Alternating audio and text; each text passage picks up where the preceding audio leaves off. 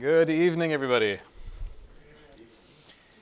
So we're continuing tonight on our Toras Chaim project. We have a short three-part series entitled Infusing Kedusha into the Home. Part one of this series will be focused on defining in user-friendly, concrete terms, what does Kedusha mean? What is the definition of Kedusha? That's the goal for this evening. If you had to think of the top three things that you would want to be, not want to achieve or want to receive, but top three qualities you would want to be as a person. I'll give you 30 seconds. Think about top three things you'd like to be. Anyone courageous enough to share number one?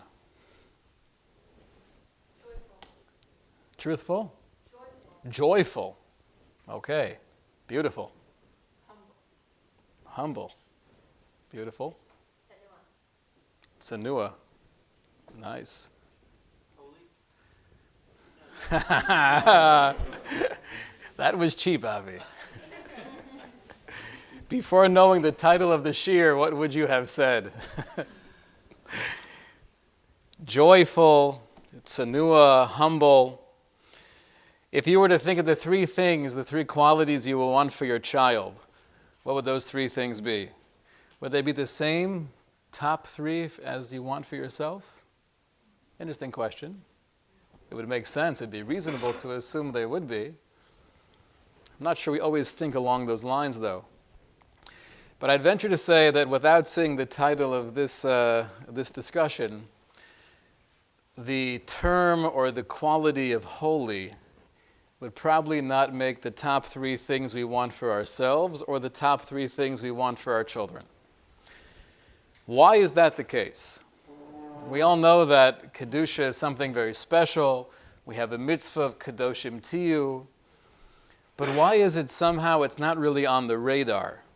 When we think of all the wonderful brachos or the dream person I'd like to become, why is Kedusha not always part of that picture?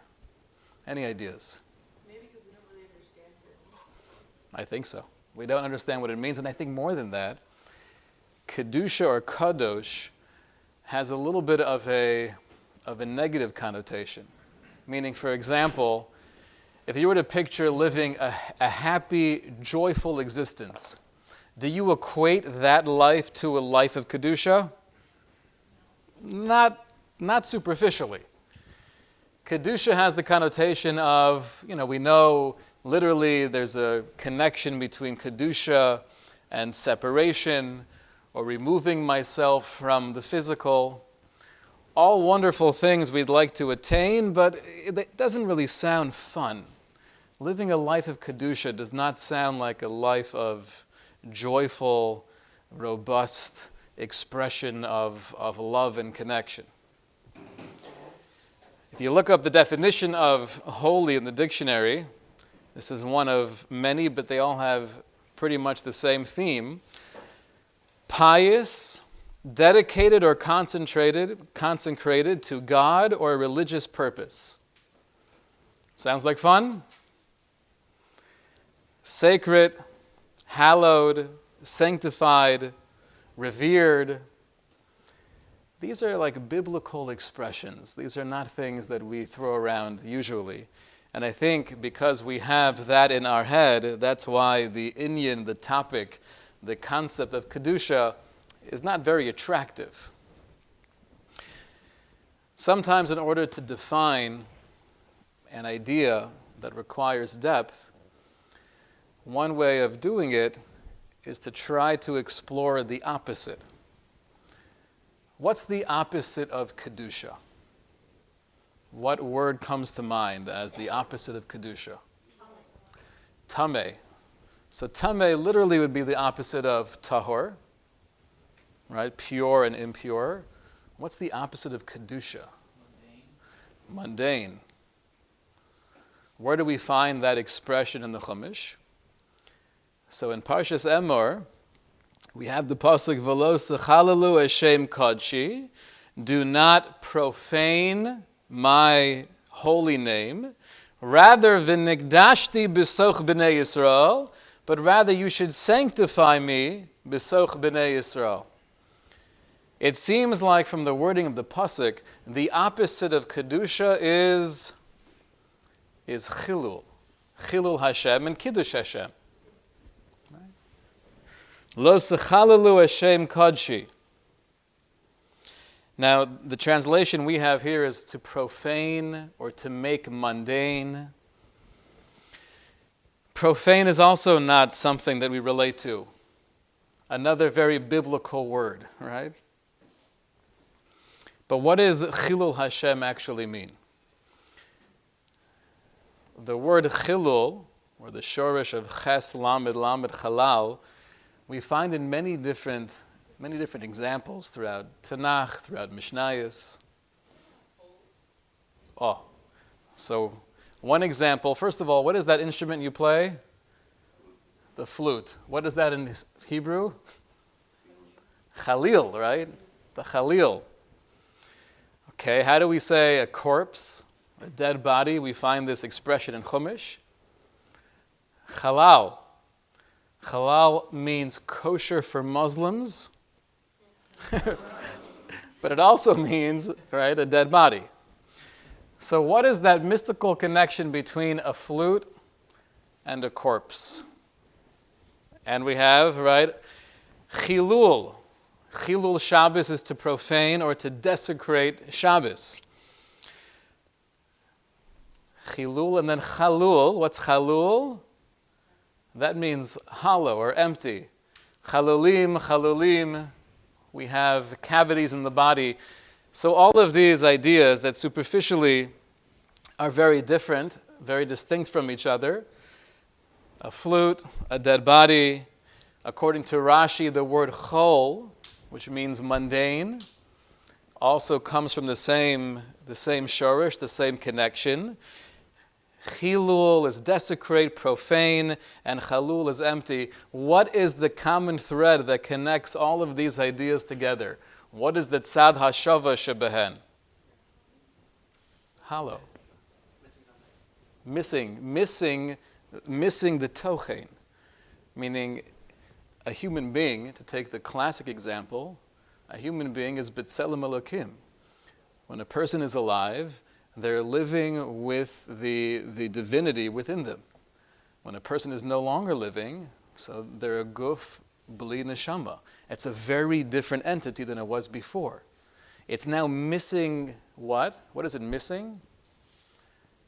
The Kedusha, the godliness. That's a halal. Chilul Hashem, to desecrate or profane the name of Hashem, really means to make empty or to make meaningless, to make shallow that which should be kadosh. The chalil is a hollowed out instrument. That's why it's a chalil. Chalulim, the cavities within the body. So the opposite of Kedusha is emptiness, is a void, and the ultimate, I guess, extreme would be a void of godliness. That's Chilul Hashem. So if that's the opposite of Kedusha, can this shed some light on how we might define what Kedusha is? More than just saying the word sacred, revered, hallowed. Full. Nice. Right?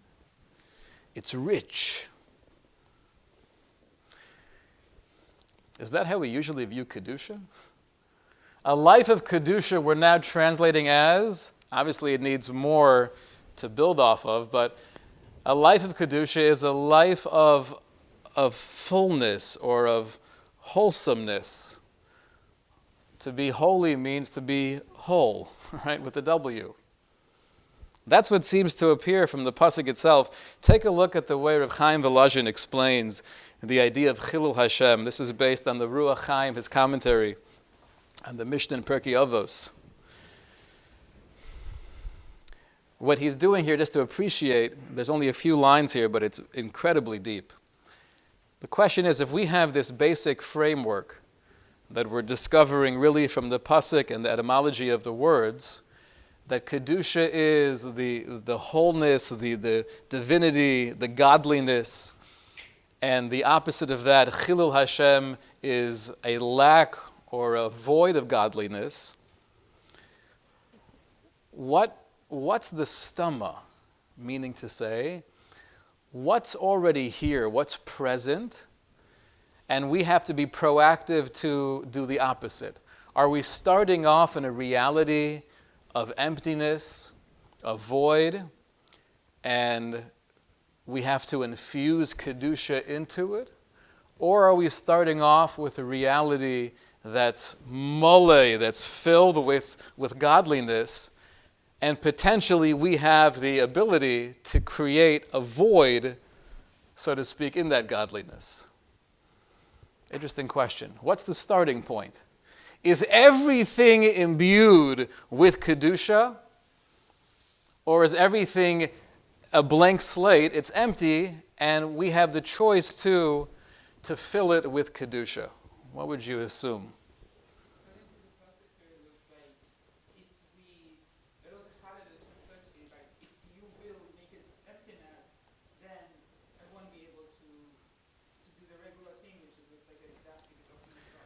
So you're saying the starting point is Kedusha.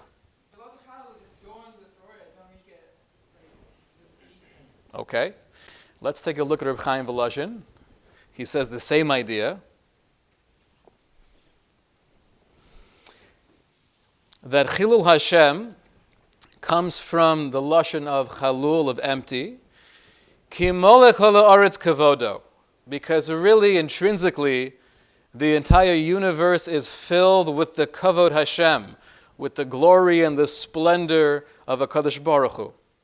Ubamakom shenasa aveira, through doing an aveira, misalechu yisbarach shmo kaviyachal shechinaso v'nasa chalal. Hashem, so to speak, and this is obviously beyond the scope of this discussion and likely beyond the scope of our abilities to understand, HaKadosh Baruch Hu removes the Shechina to some degree, creating a void.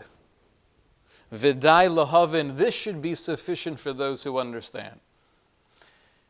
What's clear from Reb Chaim Volozhin, conceptually, is that the starting point is everything is godly, everything is kadosh, everything is holy. We have bechira, we have the freedom of choice that might take something that's so rich and so meaningful, and if we do it in a way that makes it empty, then we're being machalel shem shemayim. We're profaning, but in more accurate terms, we're making empty that which is so rich and so full. But the starting point is there is godliness infused in every fiber of the creation. So the truth is, I was thinking about the title of this three-part series, Infusing Kedusha into the Home. Why is that title flawed? There's no need to infuse Kedusha anywhere. There's Kedusha everywhere. There's a distinction between infusing and extracting. Our job is to extract the Kedusha, to take that godliness within every moment, within every personality, within every makom, and bring it out. Similar to what we spoke about when we touched upon the greatness, the limitless potential that we believe lays within every single person. The goal is not trying to get something outside of myself. It's not creating something I'm not already, but it's digging in deep and discovering that within myself. The same thing is true when it comes to this discussion of Kedusha. Kedusha will have to explore and expand upon this idea, but it's living life fully, in a wholesome way, extracting the richness of everything that we encounter. It's It's a very different definition than pious, dedicated, or consecrated to God. If we have this framework, and we still have to get to that user-friendly part, where it's more concrete, but even having this feeling of what Kedusha is, then it becomes something automatically. I would love to have more of that in my life. I don't view it as cold and isolating, but I view that as a way of enriching every moment of existence. That's Kedusha. Sometimes you'll have a tagline, making Judaism, and then you could add your real, relevant, beautiful. Why is that tagline bordering on apikorsus? You're making Judaism real, you're making it relevant, you're making it beautiful. Yiddishkeit is real, and it's relevant, and it's beautiful, and it's deep. It's deeper than you'll ever know, and it has more relevance than you'll ever grasp. We're not making it. We're trying to share that beauty with you. We're discovering it together. We don't make Judaism real. We don't make Kedusha. We extract it. So if you wanted to have a one-line definition of Kedusha, perhaps it would be, Kedusha is connection and closeness with Hashem. Connection and closeness with Hashem. Kedusha, therefore, permeates every area of life, every relationship, our personal dreams and aspirations, and how we engage in avodas Hashem. When we say relationship with Hashem, it doesn't just mean me standing alone in isolation with God. We're going to speak about that more as well. And there's a time and place where that's necessary. Hisbodedus and hisbonenus, other forms of meditation. But Kedusha is extracting the godliness within every person, within every situation, seeing that there's so much more than meets the eye. Rav Wolbe tells over the story that when he was visiting Rav Hutner, during his last Sukkos, Rav Hutner was not well, he was very weak. It's interesting, the relationship that Rav Wolbe had with Rav Hutner. In the introduction to the second volume of the Alei Shur, Rav Wolbe writes that if you'll notice some of my style, and even conceptually you'll find some differences between this volume that I'm writing now and my previous volume. I'll tell you who to blame that on. You could blame that on Rav Hutner. Baruch Hashem, I was zocheh to have a relationship with the great Rosh Hashiva, Rav Yitzchak Hutner, and because of his influence on me, that's what you'll pick up on when you read the second volume of the Alei Shur. So Rav Wolbe was together with Rav Hutner, and he was very weak. And there were people coming in and out to be mevaker chola, to check up on him, just to give him a good yontif. So Rav Wolbe asked Rav Hutner, he says, Rabbi, you are so shvach. Maybe can I just take a break a little bit? We could put a sign on the door, there's no visiting hours for the next little bit. Take a big deep breath and relax. Why are you so weak?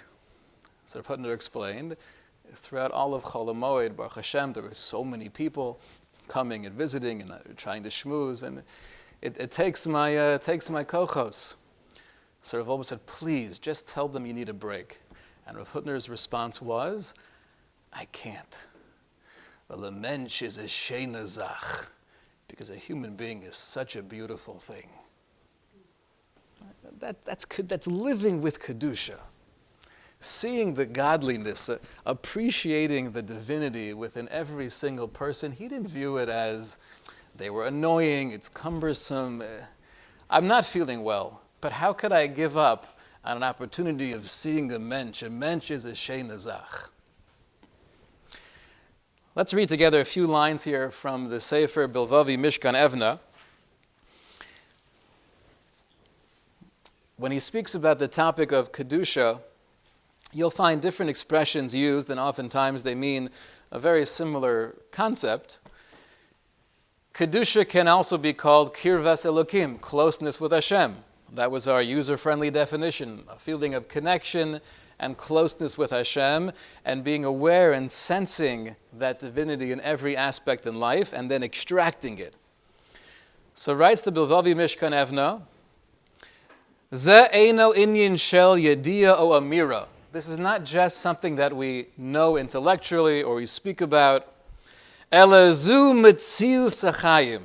But this kurva, this closeness, this kedusha, which we're trying to tap into, this is the reality of life. This is what life is all about.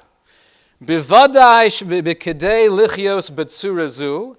And obviously, in order to get to that point where we could actually be living in this way and not infusing, but extracting the Kedusha within the home and within ourselves, tzarich derek brura b'avodas Hashem, we need a clear path in our avoda. How do we get there?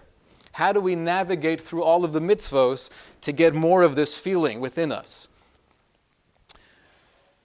Ulam, od lifnei shenavares derech lekach, but he writes that before I explain what that derech is, reishis, the first thing is, tzarech sheyabora la'adam birur gomor, she'ein bo tzel shel safek klal. We have to clarify to ourselves that there is no shadow of doubt.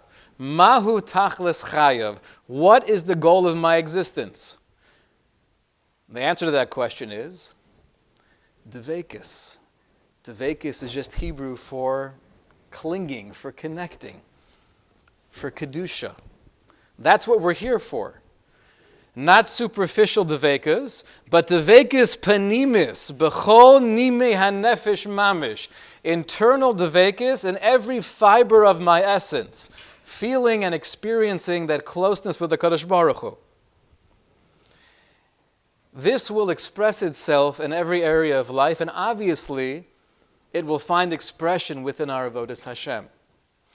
There's a well-known chazal, one of the reasons why we have pomegranates in Rosh Hashanah, that we're told afilu rekonen shebehem, that even the empty ones, the Jews who are empty from mitzvos, meleim mitzvos karimon, they're still filled up with mitzvos, just like a pomegranate.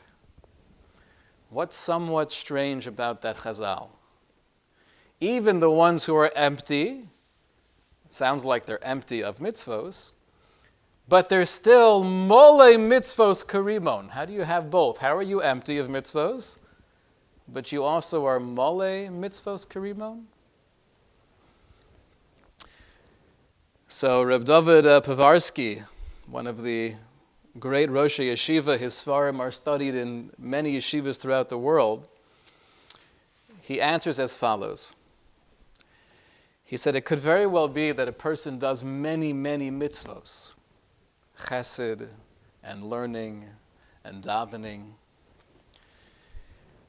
yet they might still be categorized as reikon, as empty. Obviously, every mitzvah will bring endless schar. We believe in that wholeheartedly. But am I someone who's mole? Am I full? Am I living a life of that connection, that devekus, that kedusha? Or is there a void and an emptiness within me and within my avodas Hashem? What's unique about the Rimon? It has so many different seeds in it, but they're all separate. An apple or a pear or a peach, you have all of the seeds in the middle. It's one entity. They might be separate, but they're all connected in the middle of the fruit. When it comes to a rimon, explained Rav David Povarsky, a rimon has seeds everywhere, symbolizing the possibility of someone doing so many different good things, so many different mitzvos, but missing that unifying connection between all of them, namely a sense of real devekis and love and closeness with Hashem. We could have all of the different wonderful things that we're doing, and we're keeping halacha, But we're not building ourselves in the process the same way we could if we approached every mitzvah with a different sense of perception, of devekis, of Kedusha. That's what it means that you could be empty, but yet be male mitzvos karimon. So our user-friendly definition going forward for Kedusha is a life of fullness, of wholeness, of richness. Not something that we're infusing, but something that we're extracting from every moment, from every interaction, within every communication, within my relationship between me and HaKadosh Baruch Hu, and in my avodas Hashem. That's our user-friendly definition of Kedusha. Yes, question? So, but how do you know if it's real Kedusha or it's just your perception of what Kedusha is? Like, how do you make that determination in your mind? That's a great question. Mrs. Friedman is asking, once we're getting into the kind of, the mushy, feely, right? Kedusha is my sense of being close with Hashem, so maybe I'm fooling myself. Right? Maybe I'm fooling myself. That's why we have to explore. We have 2 more opportunities to really get involved with, practically speaking, how do we get here? So we'll know, we'll always have some level of doubt, but that's part of being human, but we'll know that we're following the right path. We have this avoda brura in how to get to that place. It doesn't mean that after 3 times we're all going to be kadoshim, but it does mean that we'll have, I think, a greater clarity of what we're striving for and a different association, a different relationship with what Kedusha is and why we want it. Even the title of bringing Kedusha into our home, I think that's something that people relate to. I would assume women relate to that more than men. Is that accurate? What's that? None of us know both. None of us know both. That's fair. Okay. Obviously, yes, it is accurate. Because we all want a home. We all want a home of Kedusha. But once we get past that, and having that ratzon is the first step, we have to really ask the question, what does that mean? What does that look like? How do I have that within me? And how can I inspire that within others? So this is our working definition of Kedusha, and the goal of Mitzvah Shem, the next 2 times we get together, going to explore how we get there, what are some of the challenges along the way, what are the things we could try to avoid, and more importantly, the things we could try to really be mechazek to achieve a home, not putting the Kedusha in, but being able to extract the Kedusha out. Okay, have a great evening.